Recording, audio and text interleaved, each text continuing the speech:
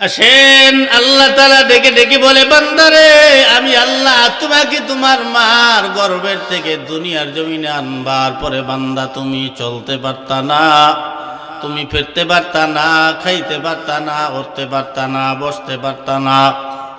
ও বান্দা, আমি তোমার মা দিয়া, তোমার খালা দিয়া, তোমার ফুফু দিয়া, তোমার চাচি দিয়া আমি আল্লাহ তোমারে লালন পালন করাইলাম। বান্দা তুমি চলতে পারতা না, তোমারে চলাইয়া দেওয়া হইতো, তুমি খাইতে পারতা না, তোমারে খাওয়াইয়া দেওয়া হইতো, গোসল করতে পারতা না, তোমারে গোসল করাইয়া দেওয়া হইতো, কাপড় পরতে পারতা না, তোমারে পরাইয়া দেওয়া হইতো।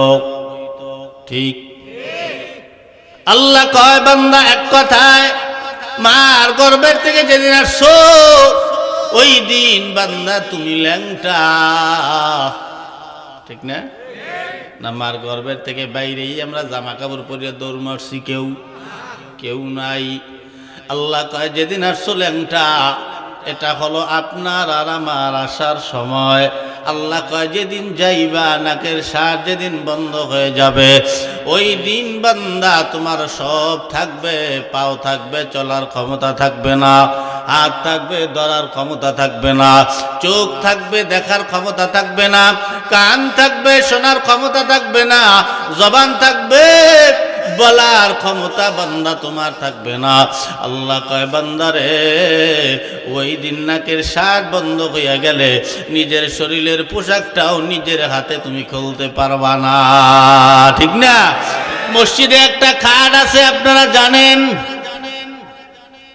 ওই খাটটাকে এক ধরনের বিমান বলা হয়। ওই বিমান আমাকে আনার জন্য আমার বাড়ি যাবে, এখানে যারাই আছেন প্রত্যেককে একবার করে আনার জন্য ওই মসজিদের বিমানখানা আপনার বাড়িতে ঢুকবে।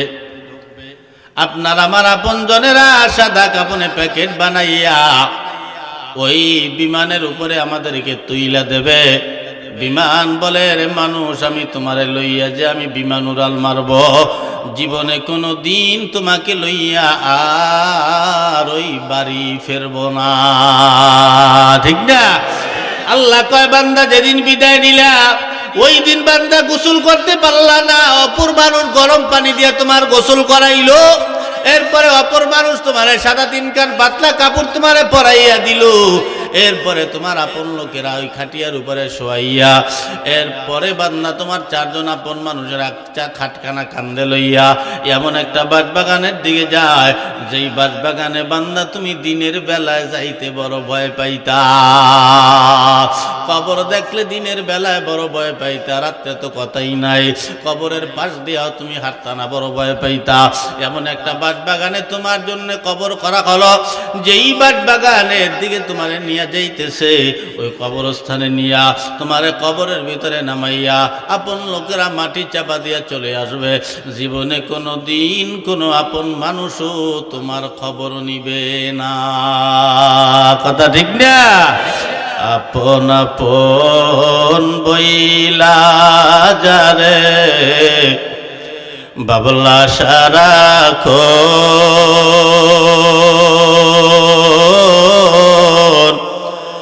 আসলে যে কেউ নয় তারা, কেউ নয় রে আপন আপন আপন বইলা যারে বাবুস সারাক্ষণ, আসলে যে কেউ নয় তারা, কেউ নয় রে আপন। আজ না হয় কাল বুঝবা একদিন রে, আজ না হয় কাল বুঝবা একদিন, নিবলে জীবন বাতি কার লাগিয়া কান্দ দিবারাতি মন, কার লাগিয়া কান্দো দিবারাতি। একটু জোরে বলি মারহাবা। আপন বাবার কাছে যাবা, বাবা বলবে আমার কোনো সন্তান নাই। মায়ের কাছে যাবা, মা বলবে আমার কোনো ছেলে নাই। সন্তানের কাছে যাবা, সন্তান বলবে আমার কোনো আব্বা নাই। মেয়ের কাছে যাবা, মেয়ে বলবে আমার কোনো বাপ নাই। আপন বউয়ের কাছে যাবা, বউ বলবে আমার জীবনে বিয়েই হয় না। যে কইরাছে তোর গঠন চার রঙের মশলা দিয়া, চার রঙের মশলা দিয়া। যে কইরাছে তোর গঠন চার রঙের মশলা দিয়া, চার রঙের মশলা দিয়া। আপনাকে আমাকে বানাইছে আল্লাহ কয় মশলা দিয়া? কি কি জানে না কেউ? শিক্ষিত সব। আহেন আমি হুনাই। আগুন পানি মাটি বাতাস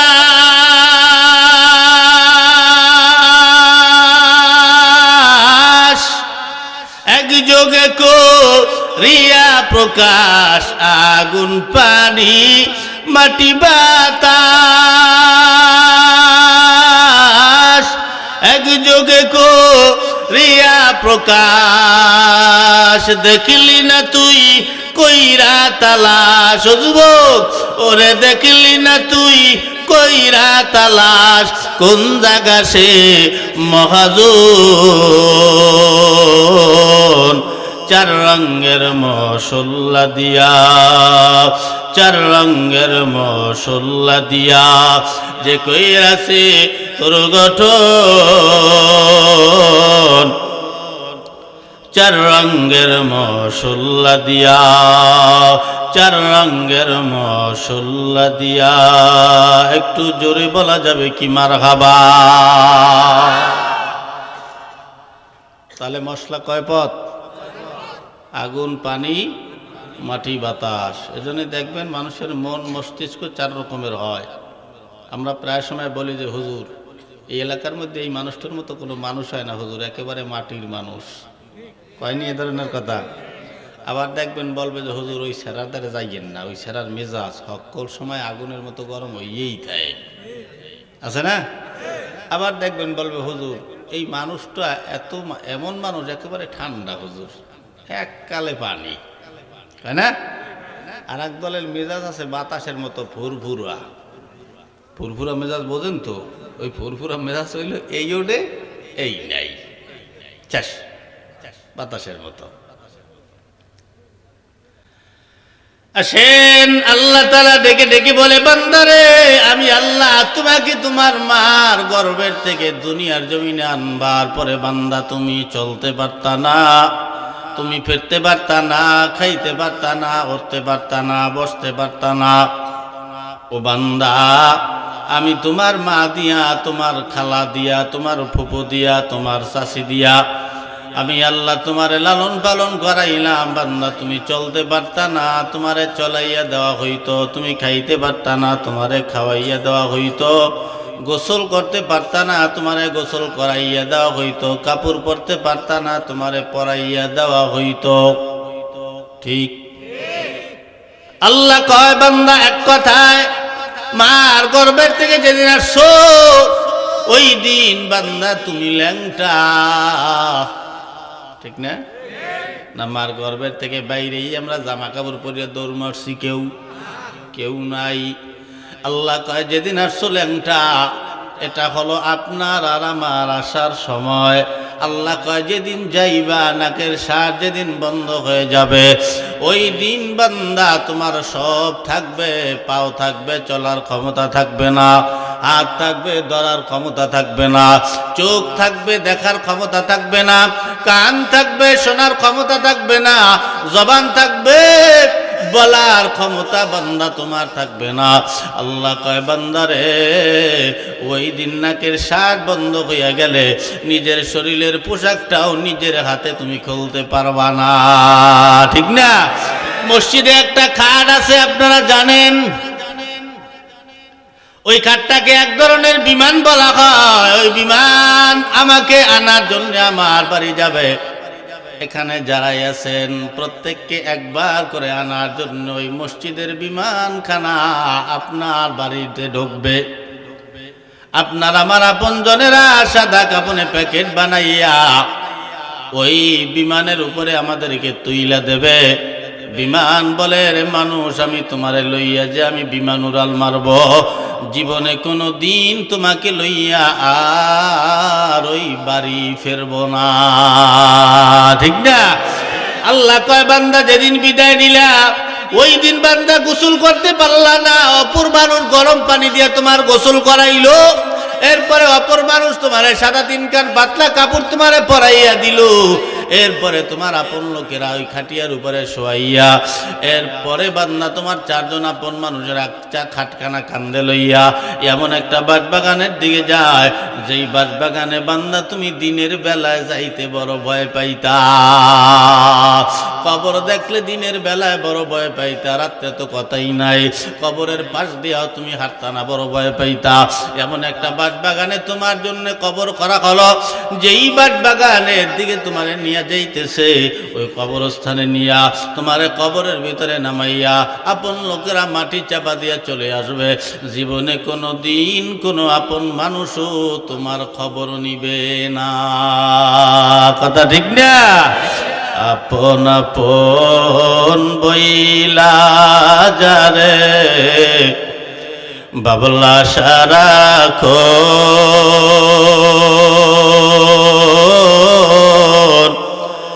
আসলে যে কেউ নয় তারা, কেউ নয় রে আপন আপন আপন বইলা যারে বাবুস সারাক্ষণ আসলে যে কেউ নয় তারা, কেউ নয় রে আপন। আজ না হয় কাল বুঝবা একদিন রে, আজ না হয় কাল বুঝবা একদিন, নিবলে জীবন বাতি কার লাগিয়া কান্দ দিবারাতি মন, কার লাগিয়া কান্দ দিবারাতি। একটু জোরে বলি মারহাবা। আপন বাবার কাছে যাবা, বাবা বলবে আমার কোনো সন্তান নাই। মায়ের কাছে যাবা, মা বলবে আমার কোনো ছেলে নাই। সন্তানের কাছে যাবা, সন্তান বলবে আমার কোনো আব্বা নাই। মেয়ের কাছে যাবা, মেয়ে বলবে আমার কোনো বাপ নাই। আপন বউয়ের কাছে যাবা, বউ বলবে আমার জীবনে বিয়েই হয় না। যেই বউর জন্য চাচা আমি আজকে এইখানে, কথা কান না কা,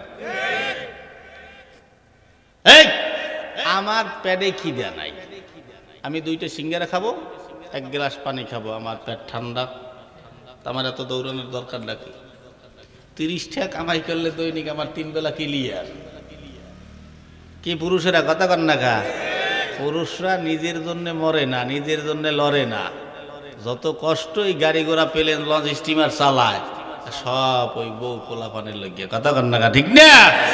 এরপরেও একদল বউ আছে বাড়ি গেলে স্বামী এক গ্লাস পানি যদি চায় কুত্তার মতো ব্যবহার করে, ওই কলস আছে ডাইলি লেখা।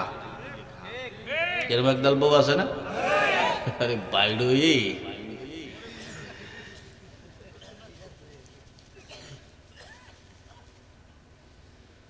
এই বউয়ের জন্য সব কিছু আমরা এইভাবে ত্যাগ করিয়া ফেলাই। তাহলে আপন কারা? এই মসজিদ, মাদ্রাসা, গরিব দুঃখী এতিম মিসকিন যাহা কিছু দিয়া যাবেন দান সদকার হাতে আর হাতে, এগুলাই গিয়া পাবেন কাল কিয়ামতের ময়দানে আপনার সাথে, ঠিক না? এইগুলোই আপনার সাথে থাকবে। আর পোলা ভাই যা দিয়ে যাবেন খাইবে, আজ্ঞে পায়খানা করে থুই দেবে, আর খবর নেবে না। নেবে?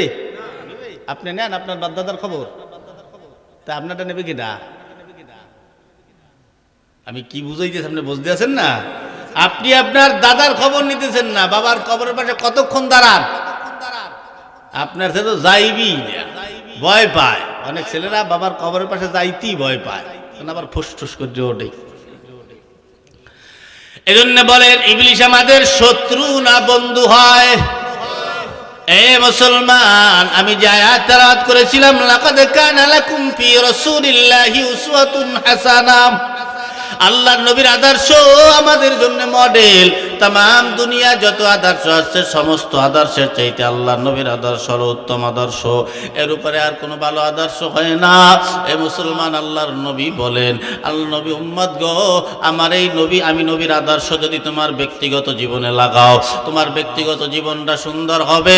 নবীর আদর্শ যদি তোমার পারিবারিক জীবনে লাগাও, তোমার পারিবারিক জীবনটা সুন্দর হবে। যদি নবীর আদর্শ তোমার বাড়ির ভিতরে লাগাও, তোমার বাড়ির ভিতরে কোনো কলহ ঝগড়া থাকবে না। নবীর আদর্শ যদি তোমার ওয়ার্ডের ভিতরে লাগাও, তোমার ওয়ার্ডের ভিতরে কোনো মারামারি কাটাকাটি ঝগড়া থাকবে না। এই নবীর আদর্শ যদি বান্দা তোমার ইউনিয়নের ভিতরে লাগাও, তাহলে তোমার ইউনিয়নের ভিতরে কোনো ঝগড়া জাতি, দাঙ্গামা হাঙ্গামা, কোনো দলাদলি তোমার ইউনিয়নে থাকবে না, ঠিক না? বুঝছেন আমার ওয়াজ? হ্যাঁ, চোর, বদমাইশ, লুচ্চা, লম্পট, বিড়িখোর, সিগারেট খোর, এগুলারে চেয়ারম্যান মেম্বার বা আমরা বানাই। ফজর কালে নামাজ পড়ে না, পাশার কাপড় গলার মালা বানাই ঘুমাই থাকে, কথা কর না গা? দেখছেন কোন চেয়ারম্যানের নামাজ পড়তে? তো বানান, হ্যাঁ চেয়ারম্যান বানান কে? ভালো একজন সই দেখতারেন না, 30 টাকা দিয়ে আবার রিলিফ আনতে যান কে? বানাইছে আমাকে জনগণ, কথা কর না গা? আমরা বানাইছি আমাকে জন্য, সরকার থেকে যা পাইবে সব আমাকে হাতে দিয়ে দিবি। আবার 30 টাকা 20 টাকা। একজন চেয়ারম্যানের বেতন কয়টা? একজন ইমাম সাহেবের চাইতে একজন চেয়ারম্যানের বেতন কম, কি কথা কর না কা? 5 বছর পরে 20 টাকার মালিক হয় কেমনে?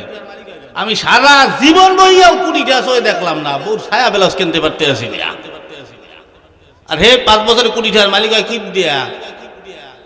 চিন্তা করছেন? এই টাকার হিসাব দেওয়া লাগবে না? পেট ফাইটে মরে এগুলায়। একজন দিনদার, একজন নামাজি, একজন পরহেজগার এগো ভোট দেয় না। আমি ভোট চাইলে আমার ভোট দেয় না।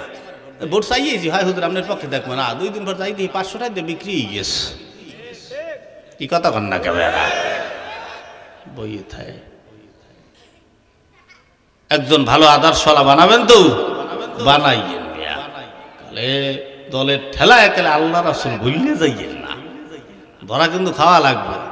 আপনি বুঝতে আছেন না, আপনার কালা কালা দাড়িটা সাদা হয়ে গেছে, আপনি টাড্ডা ভাইতে আছেন, যে দাঁত দিয়ে হাড্ডি চাবাই খাইতেন, এখন গোস্ত খাইতে পারতে আছেন না। যাও খাওয়া লাগে। যে চামড়াটা টাইট ছিল, চামড়াটা ধোত্রা দিয়ে গেছে, আপনি বোঝেন না? চোখের পাওয়ার ছিল ফুল, সে পাওয়ার এখন দেখতে পাই না 2 হাত দূরেও। এগুলো বুঝবেন। এই জন্য নবীর আদর্শ দরকার আছে না নাই? বলেন, উত্তর দেন। যার জীবনে নবীর আদর্শ আছে, ওর জীবনে নামাজ আছে না নাই? যেই ঘরে নবীর আদর্শ আছে, ওই ঘরে নবীর নামাজ আছে না নাই? এ মুসলমান, আল্লাহ কয় বান্দারে, আমার এক রহমতের ফেরেশতা, রহমত লইয়া, আমি আল্লাহর রহমত লইয়া প্রতিদিন ফজরের নামাজের পরে বান্দা তোমার ফ্যামিলির ঘরের ভিতরে ঢুইকা যায়। ও বান্দা, এই রহমতের ফেরেশতা ঢুইকা যদি দেখে তোমরা ফ্যামিলির সবাই ঘুমানো, আমার উত্তর দেন, এই রহমতের ফেরেশতা থাকবে না চলিয়া যাবে? রহমতের ফেরেশতা যদি রহমত লইয়া চলিয়া যায়, এরপরে ঢুকবে ইবলিস। ইবলিস কি রহমত লইয়া ঢুকবে না গজব?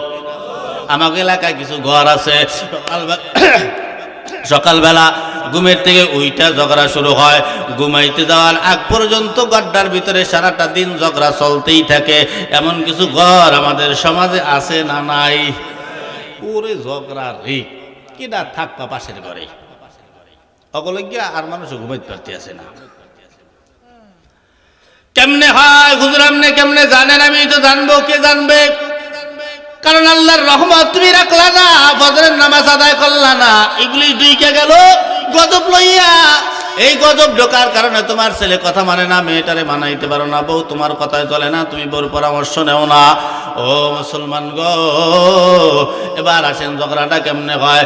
ইবলিস যেহেতু গজব লইয়া ঢুকছে, স্বামী উঠছে ফজরের নামাজ পড়লো না, স্বামী উঠছে বেলা 8টার সময়, উঠটা বউরে ডাক মারছে, বউ বউ পাকের ঘর থেকে দৌড়াইতে দৌড়াইতে ইয়া দরজার সামনে দাঁড়াইয়া স্বামীরে ডাক দিয়া কয়, কি সে কুত্তর মতো চেঁচাও কা? কথা কন না কা? খায় না? এরকম একদল বউ আছে না, স্বামীরে ভয় পায় না, স্বামীরে ভয় পায়, স্বামীও থাবড়াই দাঁত দুধ ফালাই ধর। স্বামীর লাগে কেমন ব্যবহার করতে জানোস না? জানি তো, কিন্তু তোমার লাগে কেমন ব্যবহার করতে ওটা আমি ভালো করিয়া জানি। যাই হোক, যে ব্যবহার করছো ভালোই করছো। এখন কয় তোর পোলা কই? ক্যা পোলা দিয়ে তোমার কাম কি? কয় তোর পোলা সামলাইস। কয় ক্যা? বালিশের তলে বিড়ির প্যাকেট নাই, নেছে কিনা? তোর পোলা ছাড়া নেবে কিনা? তুমি খাওয়া ছাড়তারো না, তুমি খাওয়া ছাড়লেই তো আয়। আমি পোলারে কি নিষেধ করবো? তুমি খাবাও না, বালিশের তলে থাকবেও না, ও নেবেও না। এমন কিন্তু ছেলে আছে না নাই, যে বাহার পকেট দিয়ে টাকা পয়সা যা আছে আতাই উতাই সব লই যায়। এই কথা কর না, ঠিক না? বিড়ি হাও লই, সিগারেট, ওরে আল্লাহ, এই সব নেশার মূল গোড়া হইলো কিন্তু সিগারেট, বিড়ি সিগারেট। কথা কয় না? কিসের ঠিক কথা জানেন না? কইবেন কি? সিগারেট, এই সিগারেট দিয়ে শুরু করে, এই এবার ওই সিগারেটের মধ্যে গাঞ্জা ঢুকই খায়। কথা কর না কা? যেহেতু সিগারেট খাইতেই পারছি, একটু গাঞ্জা তো একটু খাইয়ে দেখাই যায়, দেই একটু খাই দেই, এই শুরু হয়। এরপরে খায় বাবা, এরপরে খায় ট্যাবলেট, এরপরে খায় নাম কি ফেভারেট নাম আপনি যে ধরবে নরে, আমনের দ্বারে বইয়া ট্যাবলেট কিনে খাইতে আছে, ট্যাবলেটের নাম দিয়েছে বাবা। হ্যাঁ, আপনার সামনে বইয়া কইতে আছে, তাই আওয়ার কালে আব্বারে লইয়া হিস। আপনি তো পুরো বুঝতে আছেন না যে কিসের আব্বা। আব্বা তো আব্বাই, জন্মদাতা পিতা। এই আমনের সামনে দিয়ে তার ওই ওই কই আনতে পারে না, যে এটা একটা নেশা। ওই আপনার সামনে বইয়ে কইতেছে, আপনি যেন না বোঝেন, আব্বারে লইয়ে সাওয়ার খেলে ওই খাইতেছে। এরপর নাম রাখছে ডাইল। কি নাম? ডাইল। তোরে খামু কাই। তোর কালে মুলো মুলো খেলছে, এই কালে কইতাম যে ডাইল কয়া, তাহলে তোরে কাল খামু। এই ডাইল আপনি কি কে দেয় বুঝবেন? হিরোইন ভাঙ্গে চুরিয়া এই যে বানাই, মদ খায়, পেন্সিল খায়, এরপরে আরো কত কিছু যে খায়। জোতার গাম না, জোতার গাম ছিলেন তো? কথা কয় না রে এই যুবকরা, অকি কথা কয় না। তোমারে মোবাইলে খাইছে যুবক, তোমারে মোবাইলে খাইছে, ঠিক না? মোবাইল দেখে ও বুড়ো আছে না বেড়া আছে, ও করতে পারতে আছে না। কি সমস্যা? ফসল ফসল করি না, কষ্ট হইতে আছে, আলোচনা খারাপ লাগতে আছে, চলবি, হ্যাঁ চলার পক্ষে। আমিন। আসেন দেখতে আসেন, খালি হোন নেন মিয়া, খালি একটু যাইয়েন না, খালি সুর সার বিশ্রাইয়েন না মিয়া। ওই অত সুর দেওয়াটা ভালো ঠিক মিয়া। যে জায়গায় নিয়ে আমি বললাম না, যা বলবো সব বাস্তবতা। আসেন খালি একটু শোনেন, ধৈর্য ধারণ করিয়া, অল্প একটু সময় বয়েন। তাই যেটা বলছিলাম, পেন্সিল খায়, সেদিনকে গাজীপুর মাহফিল করে আইতেছি, তো ওই ফ্লাইওভারের উপরে চিকনে চাকনা কালা খান বডি, রবিউল বডির মতো, গায়ে কোনো পোশাক নাই, এই পুরো পলিথিনটা এইভাবে পুরো নাক মুখ আটকাই দিয়ে ফুয়াইতে যাইতেছে, মনে হয় যে পলিথিনের মধ্যে কেটে আগে দিয়েছে কতগুলা, এইরকম দেখা যাইতেছে। তা আমি এবার জিগেইলাম আমিন রে, যে ওগুলো হুজুর এই তো এই জোতার গাম খাইতে আছে, এই জোতার গাম খাইয়ে উনি নেশা উঠায়।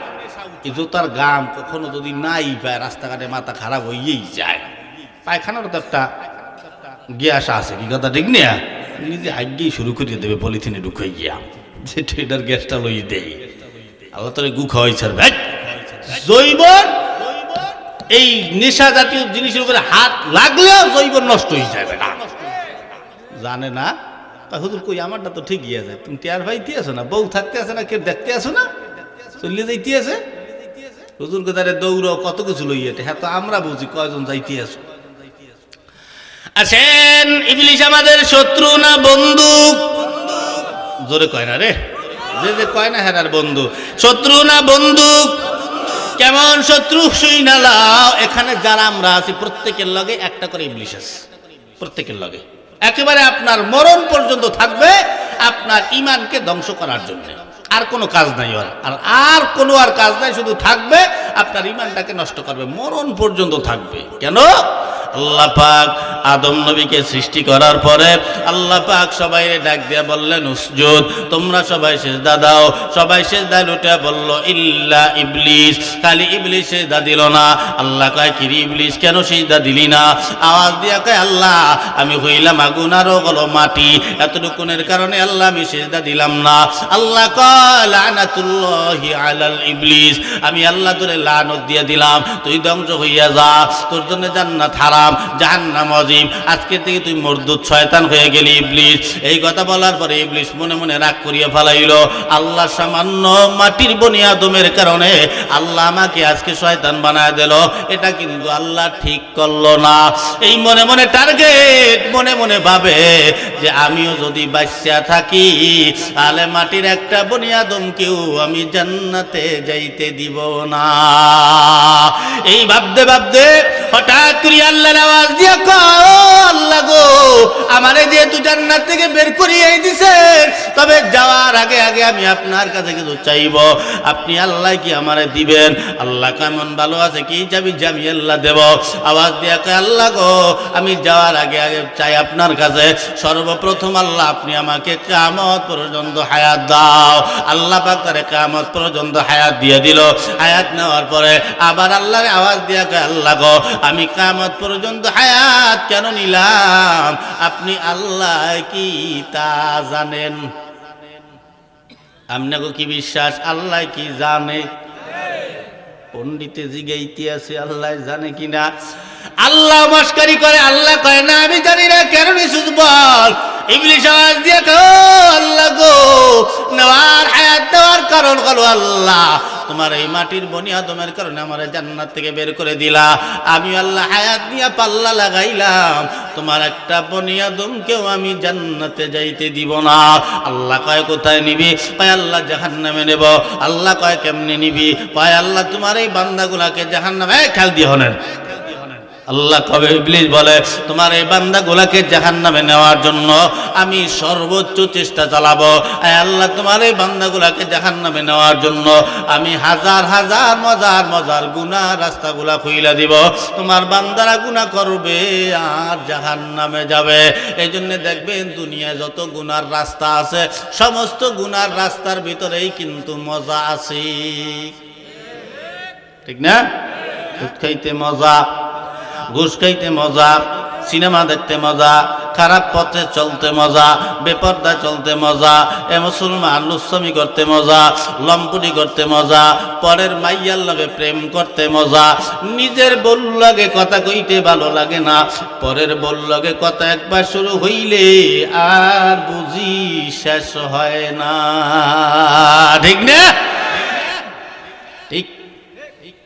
তার মানে আপনারা কোন কথা পরের বউর লগে কথা কনকা, ওরে আল্লাহ মোবাইলে টাহা ঢুকাইয়া পরের বউরে ফোন দিয়া উনি জান, পাখি, লক্ষ্মী, কলজা, খাতা, বালিশ, পুঁটি মাছ, গুলশা মাছ, শিং মাছ যা আছে সব বলাইতে আছে। ওই মহিলা কৌরি আল্লাহ এরকম ডাক তো আমার স্বামীও আমারে দেয় না। মহিলাও গেছে পাগল হইয়া ডাক শুননি। এই আল্লাহ কয় যেই ঘরে স্বামী স্ত্রীর মিল মোহব্বত যত বেশি আমি আল্লাহ ওই ঘরে রহমত বরকত এবং ওই ঘরের স্বামীর কামাইতে আমি আল্লাহ বরকত তত বেশি দান করি। তুমি বরকত ঘরে থেকে তুমি বরকত বিছরাও কোথায়? বাইরে বাইরে, মানে বাইরে পরের বোর্ডে এই বরকত বিছরায় তোর কপালে ঠাডা পড়বে, কথা কন না কা? ও পরের বাড়ির বউর লগে মিষ্টি মিষ্টি কথা কইয়া ইয়া ও বাড়িতে ইয়ে ঘরের বউর লগে চটাং চটাং কুত্তার মতো মেজাজ দেখায়, এমন কিছু স্বামী আছে না নাই? এই খারাপ ব্যবহার করে, হ্যাঁ ঘরের দরজা আটকে বউরে পিডে, দুই তিনটে কথা না হলো ওরে বাড়ি রে চলালো পিডে আর আব্বা কইলেও ছাড়বো না, পিডে আর কয় কে মারো কা, মারো কা বউডারে। ওটা বাবার আদরের কন্যা ছিল, বাবার আদরের কন্যা, ভাইয়ের আদরের বোন ছিল ওটা। মাঝে কত ভালোবাসতো তার তো কথাই নাই। পাড়া প্রতিবেশী, চাচতো ভাই, মামাতো ভাই এরা কত মহব্বত তাকে করতো পাড়া প্রতিবেশীরা।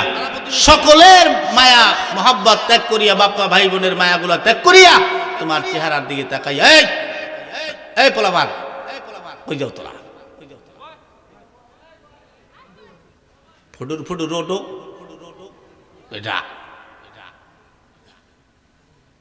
উডিস নিয়া বয়। তো সব মায়া ত্যাগ করিয়া আপনার চেহারাটার দিকে তাকাইয়া আপনার বাড়ি আসছে একলা। যদি আপনি আরে দরদার কে পিডান, দুঃখটা বলবে কার কাছে? কার কাছে বলবে দুঃখ? কিছু কওয়ার আছে? ওই মায়ের ফোন দিয়ে কয়, মা কই বিয়ে দিছো আমার, আমার তো শেষ করে ফেলাইতে আছে। কি করবে মাইরে? যাওয়ার তো কোনো কায়দা নাই এখন, আর দুইটা বাচ্চা হয়ে গেছে, একটু ফলো হয়ে গেছে, কেমনে যাইবে? একটা বাণিজ্যের তো ব্যবসা বাড়া যায়, সাইডেও তো যাওয়া যায় না। এজন্য মারবেন না। মহিলারা কি অজন্তে আইছে? মহিলার অজন্তে আয় নাই, বাড়ির ভিতরে। যাই হোক, মা বোনেরা হ্যাঁ তো কইতেছে যে হুজুর তো আমাকে পক্ষের হুজুর চলে আইছে, কি করেন ঠিক না?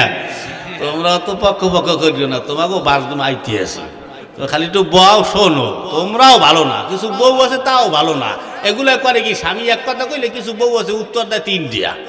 তা সব স্বামী তো আর এক না, কিছু স্বামী মুখ চালায়, বললো লাগে মুখ চালায়, আর কিছু স্বামী আছে কাজের মুখ চালাইতে না, হাত চালাইতে ইচ্ছা রকম হাত চালায়, কিছু করার নাই তো।